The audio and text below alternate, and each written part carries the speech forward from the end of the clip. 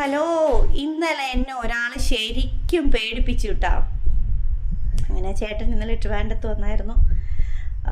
വരുന്ന വഴിക്ക് എന്നെ വയറുവേദന ഉണ്ടായിരുന്നു. അപ്പോൾ രാത്രിയായപ്പോൾ ആ വയറുവേദന ഒന്ന്